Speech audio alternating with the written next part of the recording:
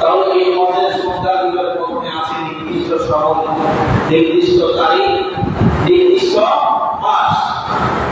আপনি ওমরা করবেন, ওমরা করার জন্য নির্দিষ্ট কোন সময়ের প্রয়োজন নাই। হজের মাস ব্যতীত হজ ওমরা দুটার জন্য ইচ্ছা পোষণ করলে আপনি হজের মাসে জিলহজ মাসে করতে পারবেন। কিন্তু আপনি যদি ওমরা করার ইচ্ছা করেন তাহলে অন্য কোনো মাসের ভিতরে যে কোনো সময় করতে পারবেন, এটার ভিতরে কোনো বাধা নাই। নির্দিষ্ট সময়, নির্দিষ্ট তারিখের প্রয়োজন নাই। কিন্তু হজ করার জন্য নির্দিষ্ট মাস প্রয়োজন আছে না নাই? নির্দিষ্ট সময় আছে না নাই? নির্দিষ্ট তারিখ আছে না নাই? আছে। এই হজ হলো একটি আত্মিক এবং শারীরিক ইবাদত। নামাজ পড়ার জন্য অর্থ লাগে? সবাই বলে নামাজ পড়ার জন্য কি অর্থ লাগে? লাগে না। শরীরের শক্তি থাকলে শারীরিক শক্তি দিয়ে সালাত আদায় করা যায়, শারীরিক শক্তি দিয়ে রোজা আদায় করা যায়। কিন্তু যাকাত দিতে হলে শারীরিক সক্ষমতা নয়, আর্থিক সক্ষমতা দরকার আছে না? আছে। এবার আমাদের জন্য আর্থিক এবং শারীরিক কোনো শক্তির কোনো প্রয়োজন নাই। দেখো আল্লাহ সুবহানাহু ওয়া তাআলা আমাদের জন্য প্রত্যেকটা জিনিস কত সহজ করে দিয়েছেন। এই হজ করতে হলে টাকা আছে কিন্তু শারীরিক সক্ষমতা নেই, সেই ব্যক্তি হজ করতে পারবে। শারীরিক সক্ষমতা দরকার আছে, শারীরিক সক্ষমতা আছে, আর্থিক যোগান দেওয়ার কোনো সক্ষমতা নেই, তাহলে তার জন্য হজ ফরজ নয়। হজ হলো আর্থিক এবং শারীরিক ইবাদত। হজ করতে হলে আর্থিক সক্ষমতার পাশাপাশি শারীরিক সক্ষমতা দুইটা জিনিসের দরকার আছে না? আছে। এই হজ হলো ইসলামের চতুর্থ স্তম্ভ। এই হজ তখন হিজরিতে আল্লাহ ফরজ করেছেন। কত হিজরিতে? সবাই বলে কত হিজরিতে? তখন হিজরিতে। বিশ্বনবী হিজরতের দ্বিতীয় বছরে আল্লাহ নামাজ ফরজ করেছেন, রোজা ফরজ করেছেন, যাকাত ফরজ করেছেন। কিন্তু যে মক্কা পূর্বকাল মাসের বিশ্বনবী হিজরত করলেন, সেই জায়গায় বিশ্বনবীকে আরো প্রচুর পরিমাণে শক্তি দিয়ে আরো সম্মানিত করে আল্লাহ রাব্বুল আলামিন আবার ফিরিয়ে দেওয়ার জন্য 9টা বছর আল্লাহ রাব্বুল আলামিন সঙ্গে দিলেন। 9টা বছর। এই 9টা বছর অতিক্রম হওয়ার পরে আল্লাহ রাব্বুল আলামিন বললেন, বিশ্বনবী আপনার জন্য, আপনার উম্মতদের জন্য আমি আল্লাহ রাব্বুল আলামিন হজকে ফরজ করে দিলাম। নবম হিজরিতে আল্লাহ রাব্বুল আলামিন হজকে ফরজ করে দিলেন। সুবহানাল্লাহ। এই হজের অনেক গুরুত্ব এবং তাৎপর্য রয়েছে। পাশাপাশি যে ঘরকে কেন্দ্র করে আমরা হজের জন্য ইচ্ছা করি, সেই ঘরের একটা ইতিহাস আছে না? কাবা, এটা মুসলমানদের কিবলা। এই কাবা, এটা কার ঘর? সবাই বলে কার ঘর? আল্লাহর ঘর। এই ঘরকে কেন্দ্র করে একটা ইতিহাস আছে। আল্লাহ রাব্বুল আলামিন এই হজ বান্দাদের উপর ফরজ করেছেন। এই হজকে আল্লাহ রাব্বুল আলামিন পবিত্রতম মাস, যে মাস, 4টি মাসকে আল্লাহ রাব্বুল আলামিন হারাম করেছেন। অর্থাৎ এখানে হারাম শব্দের অর্থ নিষিদ্ধ নয়, হারাম শব্দের অর্থ হলো সম্মানিত। 4টি মাসকে আল্লাহ রাব্বুল আলামিন হারাম করেছেন। অর্থাৎ এই হারাম মাসগুলো পবিত্র, এই মাসগুলোতে যুদ্ধ, কলহ, বিগ্রহ করা যাবে না। নিষিদ্ধ করেছেন কে? আল্লাহ। আরো সকলে নিষিদ্ধ করেছেন কে? আল্লাহ তাআলা নিষেধ করেছেন। 4টি মাসের ভিতরে প্রথম হলো রজব মাস, এরপরে জিলহজ মাস, এরপরে জিলহজ মাস, এরপরে হলো মুহররম। এই 4টি মাসকে হারাম পবিত্র মাস হিসেবে ঘোষণা দিয়েছেন কে? আল্লাহ তাআলা এই 4টি মাসকে হারাম করেছেন, অর্থাৎ পবিত্র করেছেন। এই 4টি মাস হলো ইবাদতের মাস। এই 4টি মাসে বিভিন্ন জায়গা থেকে, বিভিন্ন রাষ্ট্র থেকে, বিভিন্ন গোত্র থেকে মানুষগুলো মক্কার ভিতরে আসে, ব্যবসা করার জন্য আসে, হজ করার জন্য আসে, ইবাদত বন্দেগী করার জন্য আসে, বিভিন্ন সময়ে বিভিন্ন কাজে তারা এখানে আসে। সেই কারণে আল্লাহ বলেছেন, এই মাসগুলো বিগ্রহ কলহ বা ঘুরে থাকো, এই মাসগুলো ইবাদতের মাস। সুবহানাল্লাহ। এই হজের কি গুরুত্ব রয়েছে? আল্লাহ সুবহানাহু ওয়া তাআলা হজের ব্যাপারে কি বলেছেন? কোরআন কারীমের ভিতরে আমরা সেই বিষয়ে একটু আলোচনা করার চেষ্টা করি। আল্লাহ রাব্বুল আলামিন পবিত্র কোরআন কারীমের ভিতরে ঘোষণা করলেন, ওয়ালিল্লাহি আলা البيت من استطاع إليه سبيلا ومن كفر فإن الله عزيز سبحان الله. Quran Karim তিনটা সূরা সূরা আল-ইমরানের সাথে বই নম্বর আল্লাহ রাব্বুল আলামিন আয়াতে মধ্যে বলেন ওয়ালিল্লাহি আলান নাসি হিজ্জুল বাইতি মান ইসতাতা'a ইলাইহি সাবিলা। মানুষের উপর আল্লাহ রাব্বুল আলামিন এই অধিকার রাখেন সেই বাইতুল্লাহ পর্যন্ত পৌঁছানোর শক্তি সামর্থ্য আছে। রাব্বুল আলামিন বলেন সেই জন্য আল্লাহ রাব্বুল আলামিনের উপস্থিতির জন্য আমরা রাস্তায় সেই সুবহানাল্লাহ। যদি কারো সামর্থ্য থাকে আল্লাহ তাআলা অধিকার কারো অধিকার আল্লাহ রাব্বুল আলামিন মানুষের উপর এই অধিকার রাখেন যে বাইতুল্লাহ পর্যন্ত পৌঁছানোর সামর্থ্য যদি তার থাকে, বাইতুল্লাহ পর্যন্ত পৌঁছানোর সম্ভাবনার অধিকার থাকে, তাহলে আল্লাহ রাব্বুল আলামিন বলেন সেই জন্য আমাদের কাজটা সম্পাদন করে দেবেন। সুবহানাল্লাহ। এবং যে নির্দেশ সমাপ্ত করে ওমান কাফারা ফাইন্নাল্লাহা আযীজুন আলিল আলামিন, কেউ যদি আল্লাহ রাব্বুল আলামিনের এই আদেশ সমাপ্ত করে পরিণত আচরণ করে প্রবর্তন করে রব্বুল আলামিন বান্দাদেরকে জানিয়ে আমি আল্লাহ রাব্বুল আলামিন এই প্রকৃতির উপরে যারা বসবাস করছে আল্লাহ রাব্বুল আলামিন কি কারো উপর প্রভাব কি রব্বুল আলামিন কারো উপর প্রভাব কি নয়, কারো ইবাদতের জন্য আল্লাহ প্রভাব কি নয়, কে মসলুক আর কে করতো না আল্লাহ রাব্বুল আলামিন। তবে রব্বুল আলামিন বলে ওই ব্যক্তির উপর প্রভাব কি নয় যেই বান্দা যেই গোলাম আমার নির্দেশ পাওয়ার পর সেটা তাহলে হজ করার জন্য নির্দেশ রাখা যে হজের জন্য যে ৪৫ দিন পর্যন্ত সে মহাপরিকল্পনায় অবস্থান করবে, একটা যাতায়াত ব্যবস্থা আছে না? সবাই বলে আছে না? একটা যাতায়াত ব্যবস্থা আছে, প্লেন ভাড়া আছে, সেখানে থাকার ব্যবস্থা আছে। এই ছাড়া সেই পরিবারকে এই ১ মাস ১.৫ মাসের জন্য বরণ পোষণের সব কিছু দেওয়ার পরে এই যাতায়াত খরচ যদি কারো করে থাকে তাহলে আল্লাহ রাব্বুল আলামিন খরচ করেছে। কারো কাছে অল্প টাকা আছে জমা, কিন্তু সেই টাকা দিয়ে হজ করতে যে ৪-৫-৬ লক্ষ টাকা লাগে, ওই পরিমাণ টাকা তার কাছে নেই, কিছু টাকা সংরক্ষণ আছে, সেই টাকা দিয়ে সেই পরিবারের ভরণ পোষণ করার মতো সক্ষমতা আছে, কিন্তু সেই আল্লাহর ঘর পর্যন্ত আসা এবং যাওয়া যে নির্ধারিত সময়, সেই নির্ধারিত সময় পর্যন্ত সেখানে থাকা প্লেন করা দেওয়ার সক্ষমতা নেই, তাহলে তার জন্য আল্লাহ রাব্বুল আলামিন হজকে খরচ করেন নাই। তাহলে এই হজ করার জন্য আমরা এই আয়াত থেকে পেলাম যে হজের নির্দেশটা সরাসরি আসছে কার পক্ষ থেকে? সবাইকে আপনারা বুঝতেছেন এই হজের নির্দেশটা আসলো কার পক্ষ থেকে? আল্লাহর পক্ষ থেকে। আল্লাহ সুবহানাহু ওয়া তাআলা বলেন এই নির্দেশ যে অমান্য করবে সে আর মুমিন থাকবে না, সে কাফের হয়ে যাবে, সে সীমালঙ্ঘনকারী হয়ে যাবে। কারণ যে আল্লাহ আদেশ অমান্য করে সেই মুমিন থাকে না, সীমালঙ্ঘন করে কাফের হয়ে যাবে। যে আল্লাহর নির্দেশ অমান্য করে সেই মুমিন থাকে না, সে কাফের হয়ে যায়। আল্লাহ তাআলা বলেন যারা এমন কুফরি মতবাদের মতো আচরণ করবে আমি আল্লাহ রাব্বুল আলামিন তাদের উপর কি এই হজের নির্দেশ আল্লাহ রাব্বুল আলামিন দেওয়ার আগে মক্কার মানুষেরা, মক্কার কুরাইশ কাফেররা এই হজকে ফরজ করার আগেও এই আল্লাহর হুকুমকে কেন্দ্র করে তারা হজের কাজ সম্পাদন করত, কিন্তু তাদের শরীরে কোনো জামা থাকতো না, তাদের শরীরে কোনো বস্ত্র থাকতো না।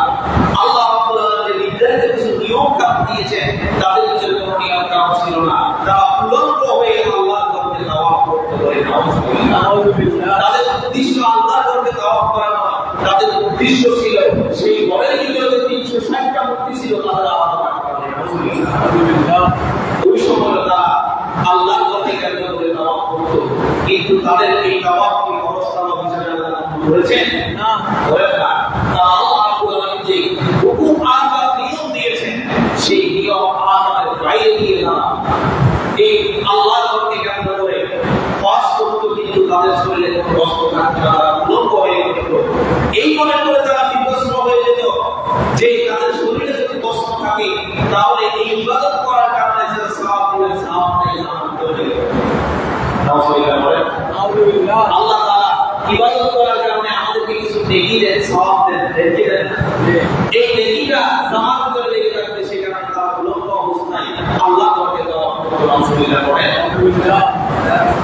আল্লাহ রাব্বুল আলামিন এটা রাব্বুল আলামিনের নিয়ম ছিল না সৃষ্টির প্রথম থেকে কাবা ঘরকে নির্মাণের পর থেকে যুগে যুগে আল্লাহ রাব্বুল আলামিন নবী রাসূল এবং সম্মানিত বংশের হাতে আল্লাহ রাব্বুল আলামিন এই কাবা ঘরের রক্ষণাবেক্ষণের দায়িত্ব আল্লাহ রাব্বুল আলামিন তাদেরকে দিয়ে দিয়েছেন ক্রমান্বয়ে আল্লাহ রাব্বুল আলামিন নবী রাসূলকে দায়িত্ব দিয়েছেন এক পর্যায়ে সাইয়্যিদনা ইব্রাহিম আলাইহিস সালামকে আল্লাহ রাব্বুল আলামিন এই কাবা ঘরের সংরক্ষণের রক্ষণাবেক্ষণের দায়িত্ব আল্লাহ ইব্রাহিম আলাইহিস সালামের রাসূলকে দিয়েছেন সুবহানাল্লাহ আল্লাহ রাব্বুল আলামিন কাবা ঘরের দায়িত্ব সাইয়্যিদনা ইব্রাহিম আলাইহিস সালামকে দিলেন কাবা ঘর নির্মাণ করার জন্য আল্লাহ রাব্বুল আলামিন সাইয়্যিদনা ইব্রাহিম আলাইহিস সালামকে দিলেন আর সুগারি ওসাদারা কোনো মানুষকে দিলেন না সুগারি যদি আল্লাহ রাব্বুল আলামিন সাইয়্যিদনা ইসমাঈল আলাইহিস সালামকে দিয়েছেন সুবহানাল্লাহ আল্লাহ রাব্বুল আলামিন বাবা এবং সন্তানকে একজনকে ওই কাজ করার সম্পূর্ণতা দান করলেন আরেকজনকে ওই কাজের সহযোগিতা করার জন্য সেই মানুষকে দিয়ে আল্লাহ রাব্বুল আলামিনকে কাবা ঘরের দায়িত্ব করবেন সাইয়্যিদনা ইব্রাহিম আলাইহিস সালামকে দান করলেন সুবহানাল্লাহ কোরআন কারীমে আল্লাহ রাব্বুল আলামিন সেই কথা বলেন রব্বুল আলামিন বলেন ওয়া ইযা জাআলনা আল-বাইতা আমানাতান লিন-নাসি ওয়া আম্না ওয়াত্তাখিযু মিন মাকামি ইব্রাহিম মুসাল্লা ওয়া আ'idna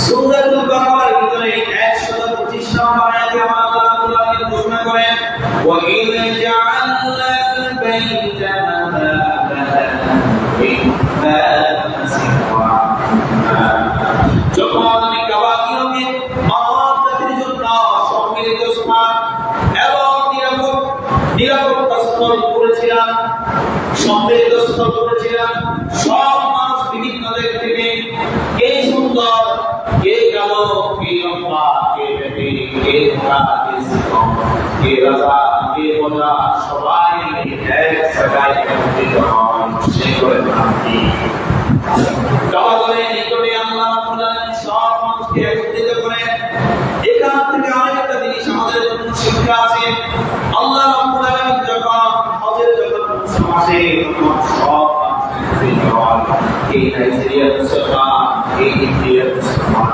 কে শ্রীলঙ্কার মুসলমান কে পাকিস্তানের মুসলমান কে উগান্ডার মুসলমান কে আফ্রিকার মুসলমান কে আমেরিকার মুসলমান কে নাইজেরিয়ার মুসলমান কে নিউজিল্যান্ডের মুসলমান কে মধ্যপ্রাচ্যের মুসলমান কে আমেরিকার মুসলমান সব মুসলমান আমাদের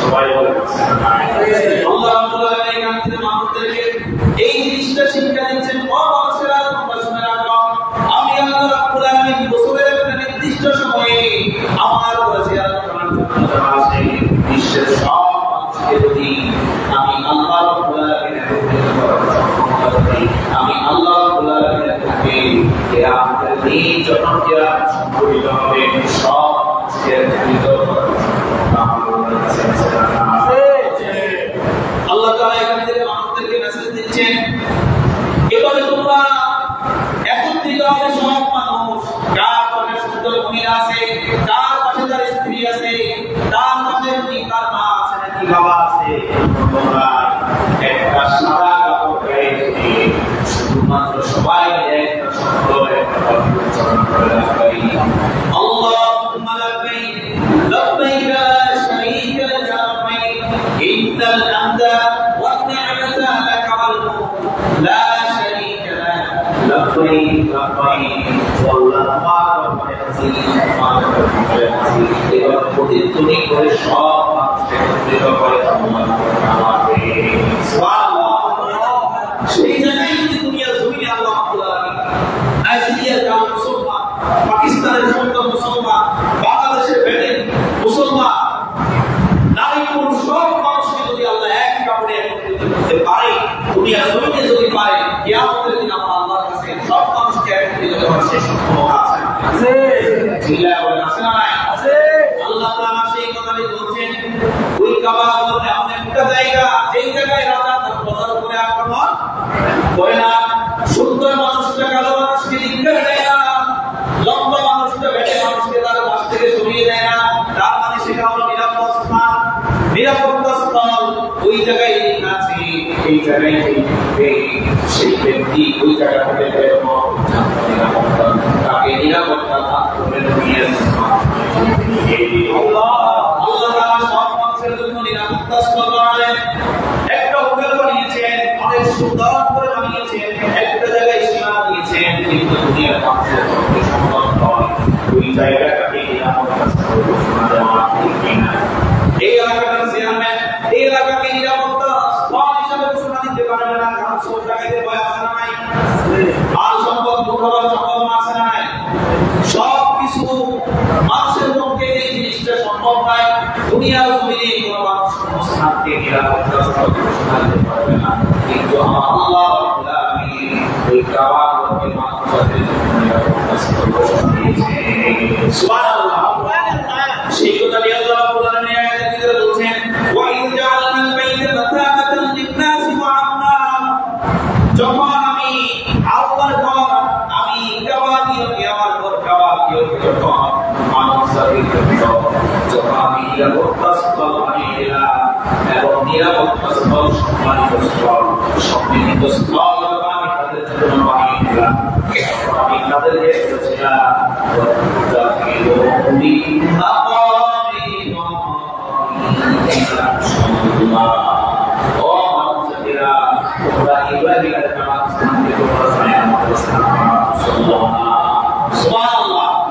সেই কারণে হাজিরা যখন সেখানে যায় নামাজ পড়ে কি করে না, সবম তবম করে মাকামে ইব্রাহিম দাঁড়িয়ে নামাজ আদায় করে কি করে না। আল্লাহ তাআলা সেই জিনিসটা মানুষদেরকে স্মরণ করিয়ে দিচ্ছেন, যখন আমি কাবাকে হবে মানুষদের জন্য সম্মিলিত স্থল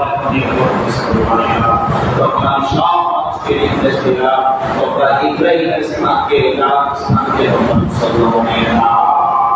সুবহানাল্লাহ। যেই জায়গায় দাঁড়িয়ে ইব্রাহিম আলাইহিস সালাম আল্লাহর ঘরকে নির্মাণ করেছিলেন, কিতাব থেকে পাওয়া যায়, ইতিহাস থেকে পাওয়া যায়, সাইয়্যিদনা ইব্রাহিম আলাইহিস সালাম ওই ইট থেকে, ওই পাথর থেকে, ওই মাকাম ইব্রাহিম থেকে ইব্রাহিম আলাইহিস সালাম শুধুমাত্র সেই জায়গায় দাঁড়িয়ে, যেই জায়গায় কাজ করা লাগতো ওই জায়গাটা সেই কারণে আল্লাহ বলছেন, তাদেরকে যখন আমি ইব্রাহিমের স্থানকে যখন মুসলমান বানাতে দিলাম, আর ইব্রাহিম এবং ইসমাঈল আলাইহিস সালামকে নির্দেশ দিলাম, ওয়াহিদনা ইলা ইব্রাহিম ওয়া ইসমাঈল, যখন আমি ইব্রাহিম এবং ইসমাঈলকে আদেশ করলাম, আনতা ইলা বাইতিল মুতাওয়াফিন ওয়াল আকিফিন ওয়া রুকানিস সুজুদ। সুবহানাল্লাহ। ইব্রাহিম এবং ইসমাঈল আলাইহিস সালামকে নির্দেশ দিলাম, ও ইব্রাহিম এবং ইসমাঈল আলাইহিস সালাম, তুমি আমার ঘরে যারা আসবে, আমার ঘরে যারা আসবে, যারা তাওয়াফ করতে আসবে, ওই তাওয়াফকারীদের জন্য যেখানে তারা অবস্থান করবে ওই অবস্থানকারীদের জন্য, এবং ওখানে অবস্থান করে যারা রুকু সিজদা করবে ওই রুকু সিজদাকারীদের জন্য পবিত্র করে দাও। সুবহানাল্লাহ। সেই থেকে থেকে আজ পর্যন্ত সেই ঘরটা পবিত্র আছে না নাই? সবাই বলেন আছে না নাই? সেই ঘরের পবিত্রতা রক্ষণাবেক্ষণের দায়িত্ব নিয়েছেন কে? আল্লাহ। সেই ঘরটা কার ঘর? আল্লাহ। সেই ঘরের দিকে তাকালে একটা সওয়াব আছে না নাই? এমন কঠিন হৃদয়ের মানুষ দুনিয়াতে থাকা মক্কা আল্লাহর ঘরে যাওয়ার আগে তার অনেক শব্দ শব্দ হৃদয়ের মানুষ আর ওই কালো গিলাপের ঘরটার দিকে তাকিয়ে সেই চোখের পানি ফেলে না। আছে নাকি? এমন কোনো মানুষ নাই সেই মানুষটা ওই ঘরের দিকে তাকালে চোখের পানি ফেলে না। মানুষ ঢুকতেই যারা হজ করতে যায় তারা বলে যখন গেট দিয়ে মানুষ সব ঢুকে সব মানুষ ঢুকার সাথে সাথে আল্লাহর প্রত্যেকটাই মুখ করে রাখা করে আল্লাহু আকবার। ওই জায়গাটা সম্মানিত স্থান, পবিত্র স্থান, নিরাপত্তা স্থান। ওই স্থানটাও নিরাপদ। ওই স্থানে যখন কোনো মানুষ ঢুকে তার চোখের পানি আসে না। সেই কারণে বিশ্বনবী সাল্লাল্লাহু আলাইহি ওয়াসাল্লাম ঘোষণা করেন, হাদিসের ভিতরে বিশ্বনবী সাল্লাল্লাহু আলাইহি ওয়াসাল্লাম বলেন, তিনটা জিনিসের দিকে তাকালে সওয়াব। কয়টা জিনিস? তিনটা জিনিস। আওয়াজ করে বলেন কয়টা জিনিস? তিনটা জিনিসের দিকে তাকালে কোনো মানুষ যখন তাকালে সাথে সাথে তার আমল সওয়াব করবে কে? আল্লাহ। এক নাম্বার জিনিস হলো কোরআন কারীম কেউ পড়তে পারে না, কোরআন কারীম কেউ পড়তে জানে না, কোরআন কারীম পড়ে ওই কোরআন কারীমের তরফগুলা থেকে শব্দগুলা থেকে যখন মানুষ তাকিয়ে থাকে ওই যতক্ষণ পর্যন্ত তাকিয়ে থাকে তার সাথেই সাথে তার আমল নামে সওয়াব করে দেন কে? আল্লাহ। আর চোখের গুনাহগুলা মাফ করে দেন কে? দুই নাম্বার হলো পিতা এবং মাতা। সবার আছে না নাই? পিতা এবং মাতা এই তিনটা মানুষের দিকে যখন কোনো মানুষ মায়ার নজরে তাকায়, কোনো মানুষ ভালোবাসার নজরে তাকায়, ওই মায়ের চোখের দিকে তাকানোর সাথে সাথে বাবার চোখের দিকে তাকানোর সাথে সাথে তার গুনাহগুলো মাফ করে দেন কে? আল্লাহ। তার চোখের গুনাহগুলো মাফ করে দেন কে? আল্লাহ। তার আমলনামায় যতক্ষণ পর্যন্ত তাকিয়ে থাকে বাবার দিকে সওয়াব দান করে দেন কে? আল্লাহ। তিন নাম্বার বিশ্বনবী সাল্লাল্লাহু আলাইহি ওয়াসাল্লাম ঘোষণা করেন, আল্লাহর ঘর বাইতুল্লাহ ওই কাবা কালো গিলাপের দিকে যখন কোনো মানুষ তাকিয়ে থাকে ওই কালো গিলাপের দিকে তাকার সাথে সাথে তার চোখের গুনাহগুলো মাফ করে দেন কে? আল্লাহ।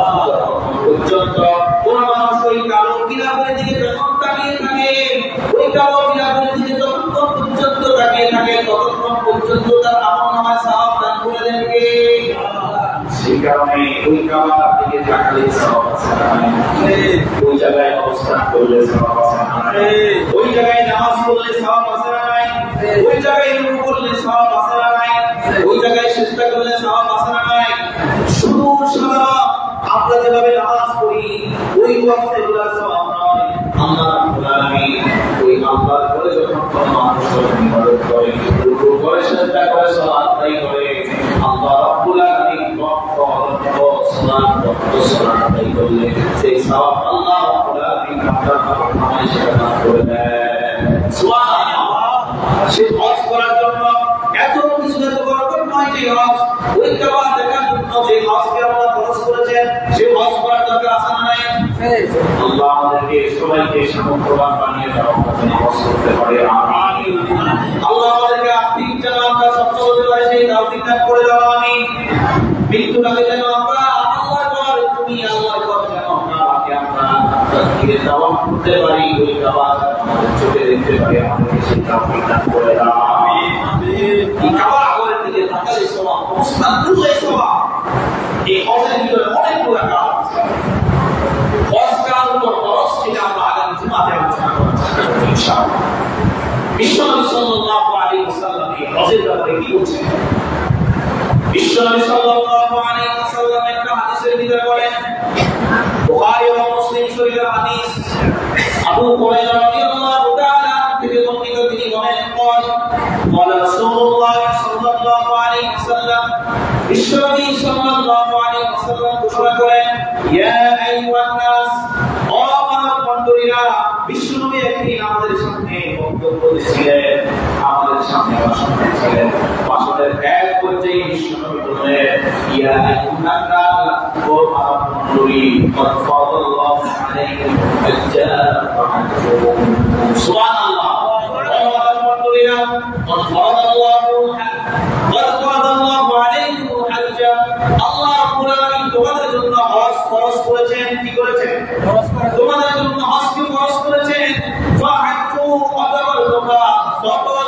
আমার এই হজটা এই কারণ হজের হাদিসটা আপনার কাছ থেকে শুধু তাই নয়, হজের গুরুত্ব, হজ করলে মানুষের অবস্থান কেমন হয় বিশ্বনবী সাল্লাল্লাহু আলাইহি ওয়াসাল্লাম বিভিন্ন একটা হাদিসের ভিতরে ঘোষণা করেন। সেই হাদিসটা বুখারী মুসলিম শরীফের ভিতরে এসেছে। সেই হাদিসটাও আবু হুরায়রা রাদিয়াল্লাহু আনহু তিনি বলেন قال رسول الله صلى الله عليه وسلم من حج لله فلم يرفث ولم يفسق رجع كيوم ولدته امه বিশ্বনবী সাল্লাল্লাহু আলাইহি ওয়াসাল্লাম বলেন, যে ব্যক্তি হজ করলো, মান হাজ্জা লিল্লাহ, যে ব্যক্তি আল্লাহর জন্য হজ করলো, ওই ব্যক্তি কামনা বাসনা নাফরমানি থেকে সেই বিরত থাকলো। আল্লাহ রাব্বুল আলামিন তার হজটাকে এমন ভাবে কবুল করে নেন, তাকে এমন ঈশ্বর বানিয়ে দেন যেমন একটা শিশু, নবজাত শিশু তার মায়ের গর্ভ থেকে প্রসব করে চলে আসে। সুবহানাল্লাহ। একটা শিশু যখন মায়ের পেটে থাকার পরে যখন দুনিয়ার জমিনে থাকে, দুনিয়ার জমিনে আসে, তার কি কোনো গুনাহ থাকে? সবাই বলেন, তার কি কোনো গুনাহ থাকে? বিশ্বনবী সাল্লাল্লাহু আলাইহি ওয়াসাল্লাম সেটা বলছেন, রাজা আকায়াউমিন ওয়ালাদাতহু উম্মুহু, সেই ব্যক্তি মাতৃগর্ভ থেকে একটা সন্তান দুনিয়ার জমিনে আসতে যখন ইনসাফ থাকে, বিশ্বনবী সাল্লাল্লাহু আলাইহি ওয়াসাল্লাম বলেন, যে ব্যক্তি হজ করলো, সুন্দরভাবে করলো, সেখানে কোনো কামনা থাকলো না, নাফরমানি থাকলো না, আর কোনো কাজের সাথে সেই জড়িত হলো না, আল্লাহ রাব্বুল আলামিন নিষ্পাপ শিশুর মতো তাকে তার বাড়িতে নিয়ে গেলেন। সুবহানাল্লাহ। একদিন বিশ্বনবী সাল্লাল্লাহু আলাইহি ওয়াসাল্লামের কাছে সাহাবায়ে কেরাম আসলেন। সাহাবায়ে কেরাম এসে জিজ্ঞেস করলেন, ইয়া রাসূলুল্লাহ, ইয়া হাবিবাল্লাহ, আইয়ুল আমালু আফদাল, আমলের দিক থেকে কোন আমলটি সবার উপরে শ্রেষ্ঠ আমল?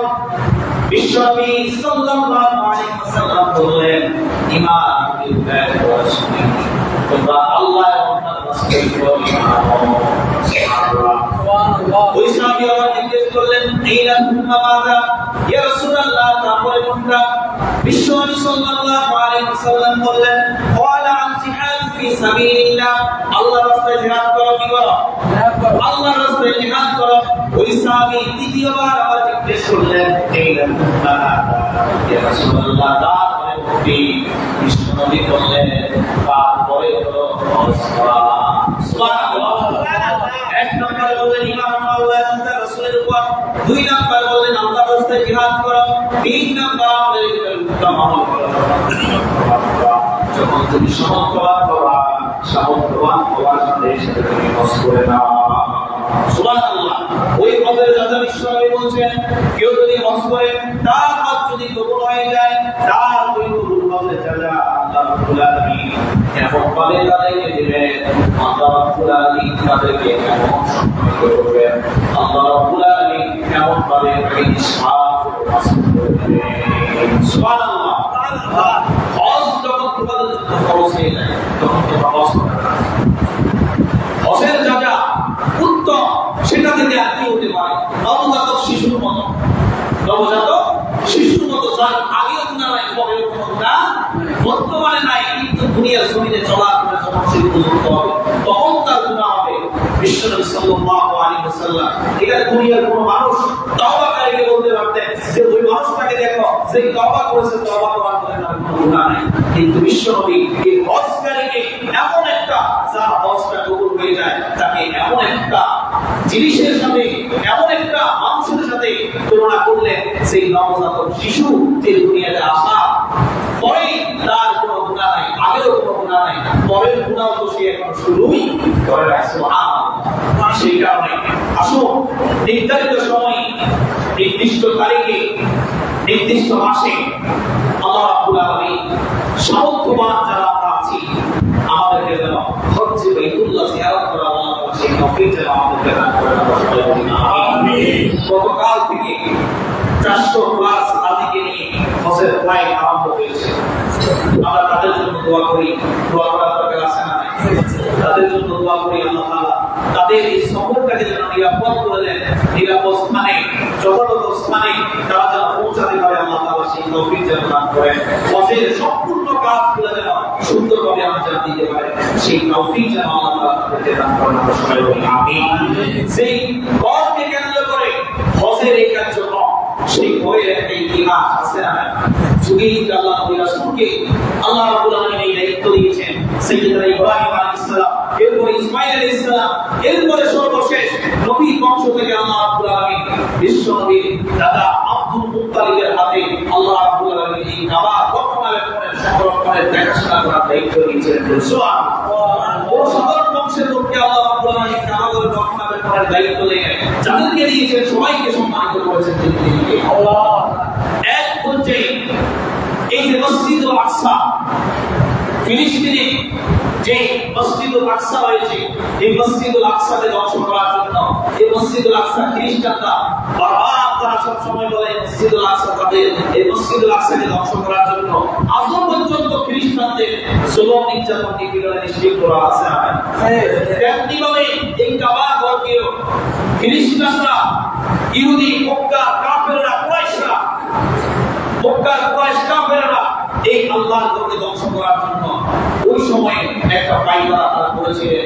আল্লাহ রাব্বুল আলামিন তাদের এই কাবা ঘরকে ধ্বংস করার যে পায়তারা করেছিলেন, আল্লাহ রাব্বুল আলামিন সেই ইতিহাসকে সংরক্ষণ করে দিয়েছেন কোরআনুল কারীমের ভিতরে একটা সূরার মাধ্যমে আমাদেরকে আল্লাহ রাব্বুল আলামিন স্পষ্টভাবে জানিয়ে দিয়েছেন।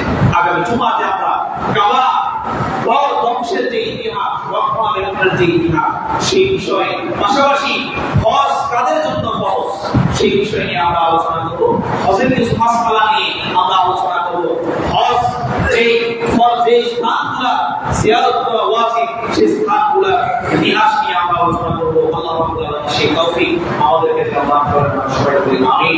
আজকের এই আলোচনা থেকে আল্লাহ রাব্বুল আলামিন আমাদের সবাইকে শিক্ষা গ্রহণ করা সেই তৌফিক দান করেন, আমরা সবাই বলি আমিন। আল্লাহ আলাইহি ওয়া সাল্লাম।